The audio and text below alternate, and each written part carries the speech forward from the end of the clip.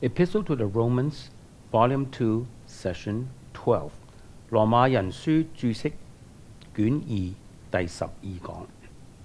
我哋講到第9章18節，上帝話：我要叫誰剛硬，就叫誰剛硬。The main question in this verse is the kind of action implied in the words whom he will, he hardeneth。呢一節主要嘅問題就係、他要叫誰剛硬，所暗示嘅係點樣一種嘅作為。Like verse 15 and the first part of verse 18, this is a statement with general application to every case that falls into this category。正如第15節同埋第18節上半節一樣，呢句話係指呢個範圍裏邊，即係叫人剛硬呢個範圍裏邊每一次嘅個案㗎。But since this verse is an inference from verse 17, or preferably an application of what is involved in the providence of God referred to in verse 17, we must regard Pharaoh as an example and the example particularly in view。但係呢節經文既然係從第17節所引發出嘅推論，或者可以話係第17節上帝嘅護理嘅應用，我哋必須認為法老王係一個範例，特別係呢個原則嘅範例。As Moses in this context exemplifies mercy, so Pharaoh hardening。正如根據上下文，摩西係施憐憫嘅範例，法老王就係剛硬嘅範例。Furthermore，不單係咁樣㗎。Since the hardening of Pharaoh's heart is so frequently mentioned in a general context from which verse 17 is taken, there is no doubt but Pharaoh's hardening is in view。不但如此，第17節所引用經文嘅上下文，既然多次提到上帝使法老嘅心剛硬，毫無疑問嘅，呢度所指嘅係講緊法老嘅心被剛硬。What then is this hardening？ 那麼呢個使他的心剛硬是指什麼呢？ The harshness of the term could be relieved by the view that God is said to do what he permitted. God allowed Pharaoh to harden his own heart, but the action of hardening was Pharaoh's own。 我哋可能會諗到上帝所行的是他所允許的呢個觀念，去沖淡呢個詞彙嘅嚴厲性嘅。換言之，認為呢上帝允許法老使他的心自己使他的心剛硬，但係使心剛硬的動作係法老自己所作的。Analogy could be appealed to in support of such an interpretation。 可以用啲經文以經解經去支持呢一種嘅理解㗎。For example, 2 Samuel 12:11 and 16:10, Psalm 105:25。 我哋參考一啲嘅經文㗎。2 Samuel 12 verse 11， 撒母耳記下12章第11節。耶和華如此說：我必從你家中興起禍患攻擊你，我必在你眼前把你的妃嬪賜給別人，他在日光之下就與他們同寢。2 Samuel chapter 16 verse 10， 撒母耳記下第16章第10節。王說：洗魯雅的兒子，我與你們有何關涉呢？他咒罵是因耶和華吩咐他說：你要咒罵大衛。如此，水敢說：你為什麼這樣行呢？ Psalm 105 verse 25， 詩篇第105篇第25節。使敵人的心轉去恨他的百姓，並用詭計待他的僕人。As Hodge says， 正如查理士賀字咁樣講 ，From these and similar passages, it is evident that it is a familiar scriptural usage to ascribe to God effects which he allows in his wisdom to come to pass。從這些和其他類似的經文，很明顯地能看出，經文常常會透過咁樣嘅用詞法，會論到上帝根據自己嘅智慧容許所發生嘅事㗎。而聖經所講嘅係上帝所作的，下邊係無理嘅批判。There is no question but Pharaoh hardened his own heart。毫無疑問，法老係使自己嘅心剛硬嘅。Although the instances are comparatively few in which the activity of Pharaoh is expressly mentioned, yet they are sufficient。雖然唔係好多經文明說法老自己使自己嘅心剛硬，但係的確係有呢啲經文嘅。Refer to chapter 7 verse 13, chapter 8 verse 32, chapter 9 verse 34。參考出埃及記第7章13節、第8章32節或者係28節同埋第9章34節咁。But preponderantly, the terms are to the effect that the Lord hardened Pharaoh's heart。但係聖經最常用嘅詞彙嘅意思就係耶和華叫法老的心剛硬㗎。Refer to Exodus 4:21, 7:3, 9:12, 10:1, 10:20, 10:27, chapter 11 verse 10 and chapter 14 verses 4 and 8。參考出埃及記第4章21節、7章3節、9章12節、10章1節、20節同埋27節、11章第10節同埋第14章4同埋8節嘅。我哋參考呢啲嘅經文。Exodus 4:21， 出埃及記第4章21節。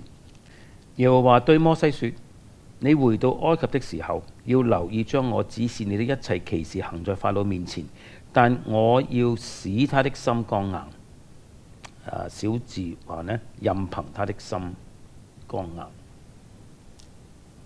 第7章第3節 Exodus 7 verse 3， 我要使法老的心剛硬，也要在埃及地多行神蹟奇事。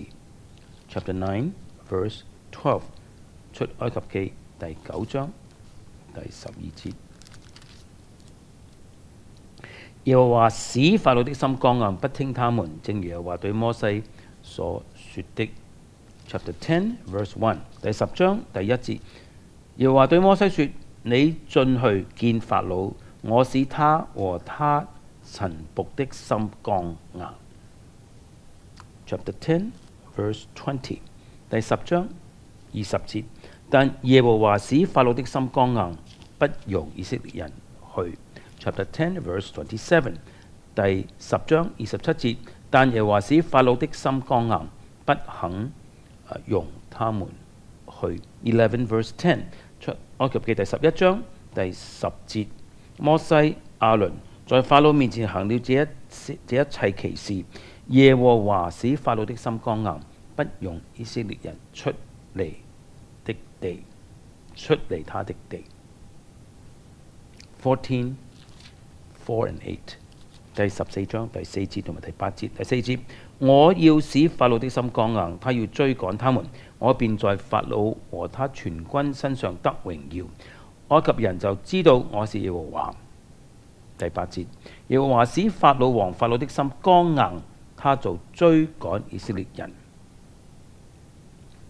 The term used by Paul is the same term as occurs in each of these latter instances in the Greek Old Testament。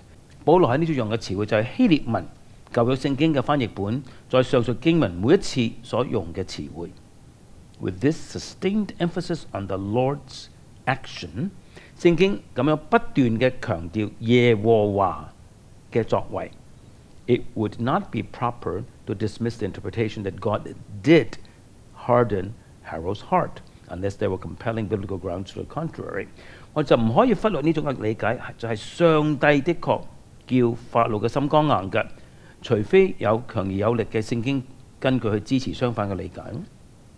A contextual consideration and the teaching of Paul early in this epistle constrain the conclusion that God's action is in view。當我哋考慮到上下文同埋考慮到保羅喺羅馬書其他經文嘅教導嘅時候呢，我哋就必須作呢個結論，就係話這裏所指的是上帝所作的，即係話是上帝叫法老的心剛硬嘅。The text is concerned with the sovereignly determinative will and action of God.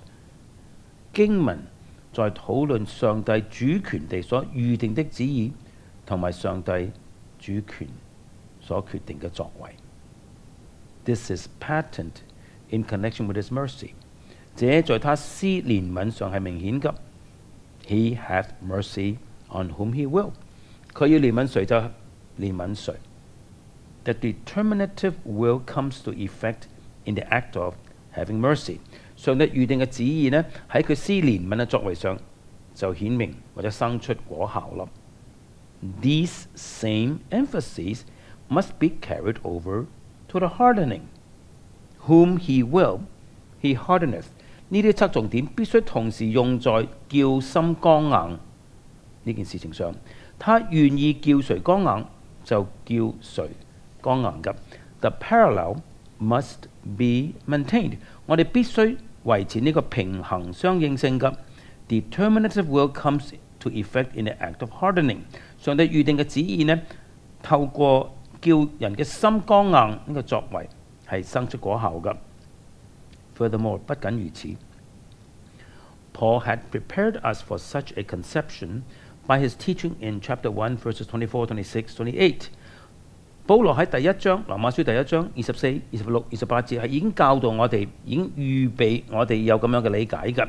Where he deals with judicial abandonment to lust, to the passions of dishonor, and to a reprobate mind。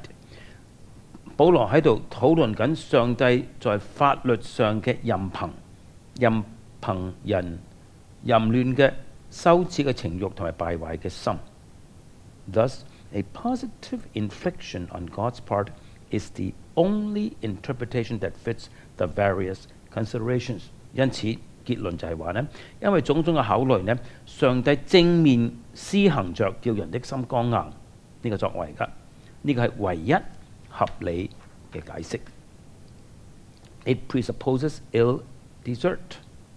背後嘅前提係人係不配嘅，只係配備剛硬的。And in the case of Pharaoh, particularly the ill desert of his self-hardening。而論到法老，特別係指佢自己叫自己嘅心剛硬，因此係配遭受到上帝叫佢嘅心剛硬嘅。Hardening may never be abstracted from the guilt of which it is the wages。叫心剛硬係唔可以與人嘅罪孽抽離㗎。心被剛硬係罪嘅工價嚟嘅。It might appear that the judicial character of hardening interferes with the sovereign will of God upon which the accent falls in this text。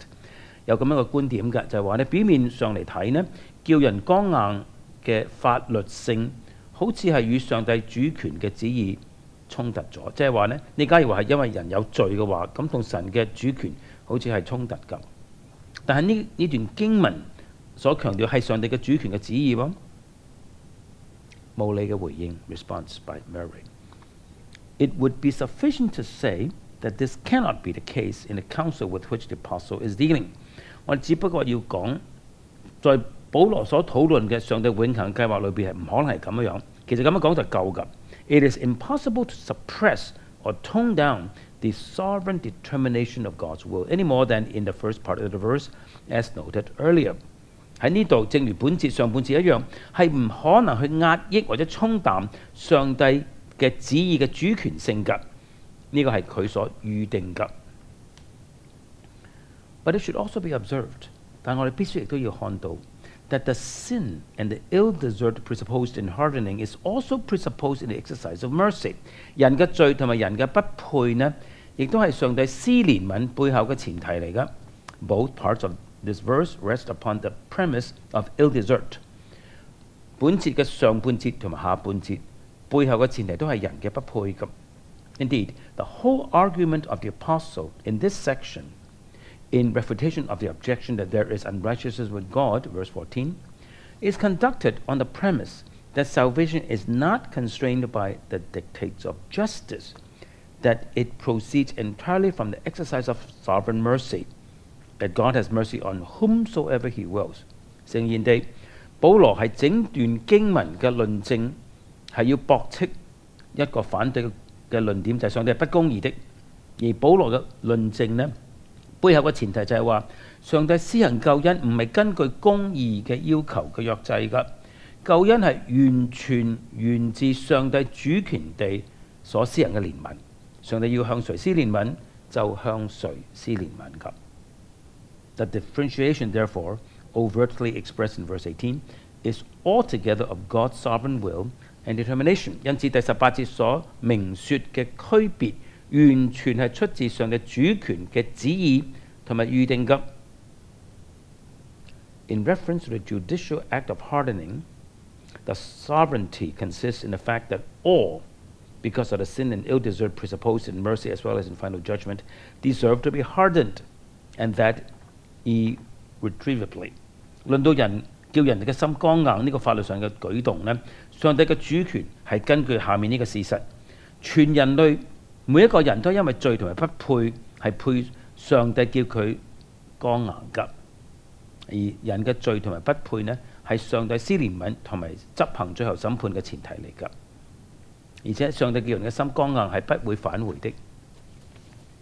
Sovereignty, pure and simple, is the only reason for the differentiation by which some are consigned to hardening, while others equally ill-deserving are made the vessels of mercy. 上帝在人類中作出呢個區分，就係有些人被置於被剛硬嘅處境中，而其他人同樣係不配的，則被造成憐憫嘅器皿。原因好簡單，唯獨係因為上帝嘅主權。There is thus no escape from sovereignty in the will to harden or in the action to which brings this will to effect. 上帝叫人哋嘅心剛硬，上帝使佢嘅旨意成就，都係出自佢嘅主權。我哋係唔能夠逃避呢個主權㗎。Hence, Paul can say without any more reserve than in the case of mercy, whom he will, he hardeneth. 所以保羅好似佢喺論到憐憫時候毫不保留話，佢願意叫誰剛硬就叫誰剛硬。Romans chapter 9, verses 19 to 26. 羅馬書第9章19到26節。First Romans 9, verse 19. 首先，羅馬書第9章第19節。這樣你必對我說：他為什麼還指責人呢？我有誰抗拒他的旨意呢？ The objection here is one that arises from the assertion at the end of verse 18 that God hardens whom he will. 第18節末了，保羅宣稱上帝定旨叫誰剛硬就叫誰剛硬，就引發出呢度一種嘅反對嘅論點咯。If God determinatively wills to harden men and puts that will into effect, how can those subjected to this hardening be condemned? 上帝預定咗願意叫人嘅心剛硬並且付諸實行，那麼那些伏在這個叫心剛硬之下的人，怎能係被定罪嘅呢？ Are they not in that state by the will of God? 他們在剛硬同埋被定罪嘅處境中，豈不是因為上帝永恆嘅旨意嗎？ This question is reinforced by the consideration that no one can frustrate this will of God. 還有沒有人可以阻擋上帝嘅旨意嘅？呢方面嘅考慮就使呢個質問就更加有力啦。The will of which Paul is speaking in the preceding context and which the objector has in view is not the will of precept, but the will of determinative purpose. 保羅喺上一段經文所討論到嘅上帝嘅旨意，即係而家呢個反對論點啲書所考慮到嘅旨意呢，唔係上帝已經啟示咗叫人遵行嘅旨意，係講緊上帝所預定的計劃㗎。The way in which the objection, as it pertains to the irresistibility of this will, is stated, it should be noted. 我哋注意到呢個反對嘅論點提到上帝嘅旨意不可抗拒嘅時候係點樣講法㗎？ We might expect the question to be, who can resist his will? 我哋可能會預料到反對者會咁樣去質問嘅，會話：那麼誰能抗拒他的旨意呢？ But the tense used has the force of a present condition. 但呢度用嘅時態係一個現今嘅時態 and is properly rendered who withstandeth his will. 咁樣翻譯先啱嘅。誰在抗拒佢嘅旨意呢？ The objector implies 反對者係暗示着說 that in the premises of the apostles' teaching, there is no one who has placed himself in the position of withstanding God's will. 根據保羅嘅教導，冇一個人把自己放喺抗拒上帝嘅旨意咁嘅地位上面㗎。It is not necessary to particularize objector as Philippi does. 我哋不必考據反對者具體係邊個，好似解經家腓立比咁樣。And say that Paul is thinking of an arrogant Jew, such as alone he has to do with in the whole of the present exposition. 不必認為保羅係諗到傲慢嘅猶太人，因為保羅這裏嘅論述唯獨係針對猶太人㗎。The objection is the common one. 呢度反對嘅論點係一般性㗎 ，inevitably encountered when dealing with reprobation. 當討論到上帝遺棄人嘅時候，必然會遇到嘅問題㗎。How can God blame us when we are the victims of His irresistible decree? 我哋假如係上帝不能抗拒嘅諭旨嘅受害者，上帝點能夠責怪我哋呢 ？Romans 9:20，羅馬書第9章20節，你這個人啊，你是誰，竟敢向上帝強嘴呢？受造之物豈能對造他的說？你為什麼這樣做我呢 ？The answer is the appeal to the reverential silence which the majesty of God demands of us.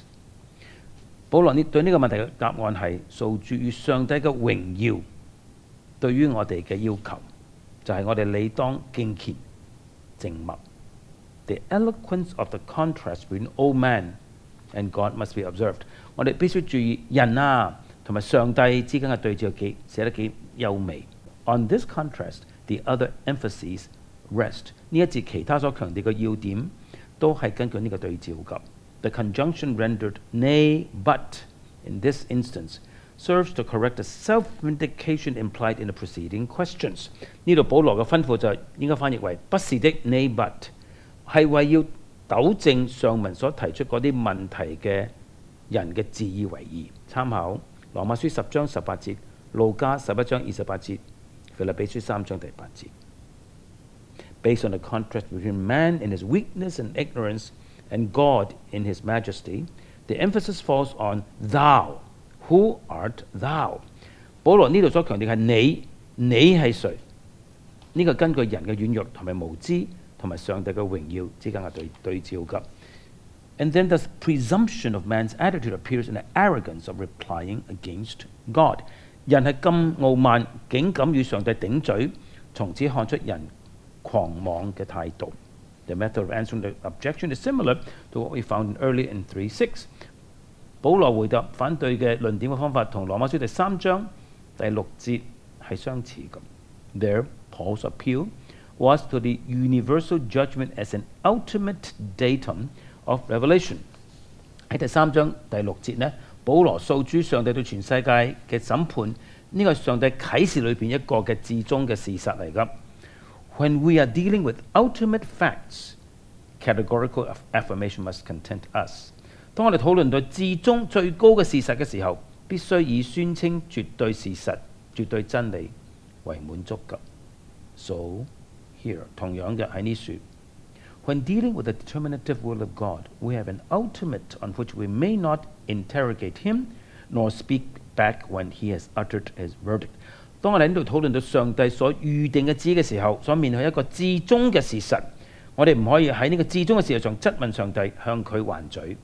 當上帝已經頒布咗佢嘅判決嘅時候 ，Who are we to dispute his government？ 我哋係邊個？幾咁懷疑上帝對世嘅統治是否公義呢 ？The apostle's answer is significant。保羅嘅回答係語重心長㗎。Not only as illustrating his method and the assumptions upon which this method is based, but also for what he does not say。保羅不單單係揭露咗佢嘅方法論同埋方法論背後嘅前提，更重要嘅係佢沒有說什麼。If in a matter concerned, the determinative will of God were not ultimate, if the differentiation of verse 18 were not due solely to God's sovereign will, then the apostle would have to deny the assumption on which the projection is based。喺呢件事情上，上帝所預定嘅旨意，假如唔係至高至終嘅旨意，若在人之間嘅區別唔係唯獨因為上帝主權嘅旨意，咁呢，保羅就需要否認對方反對論證背後嘅前提啦。This he does not do。保羅冇咁樣做，佢冇否認到對方背後嘅前提咁。In Calvin's words， 加爾文咁樣講咁。Why then did he not make use of this short answer, but assign the highest place to the will of God, so that it alone should be sufficient for us rather than any other cause？ 咁樣保羅點解唔簡短嘅回答，而把上帝嘅旨意放喺最高嘅地位，以致唯有上帝永恆嘅旨意才能為我哋提供充足嘅答案呢？ If the objection that God reprobates or elects according to his will those whom he does not honor with his favor or towards whom he shows unmerited love, if this objection had been false, Paul would not have omitted to refute it。 點解冇提出其他嘅成因呢？假如有一個反方嘅論點，就係話那些上帝不施恩嘅人呢，佢按照佢旨意遺棄佢哋；那些上帝顯明人不配得的愛嘅人，上帝按照佢嘅旨意揀選佢哋。假如呢個論點係錯嘅，保羅唔會忘記而唔去駁斥佢咁，而保羅係冇咁嘅做法。The latter part of verse 20 goes more conveniently with verse 21。 第20節嘅下半節呢，假如係與第21節連結，就比較順暢㗎。我哋下一講開始講第21節。